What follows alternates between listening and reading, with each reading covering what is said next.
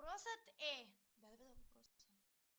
Я кажа на Симона да говори по микрофона, а ти тайно ли го включи и така да й се налага само да си отваря устата.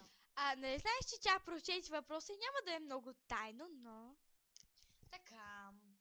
Ами, добре, какво да говоря? В смисъл, аз мога да говоря за много неща, и защото аз много говоря по принцип. И да, много говоря. И да, и така е по принцип.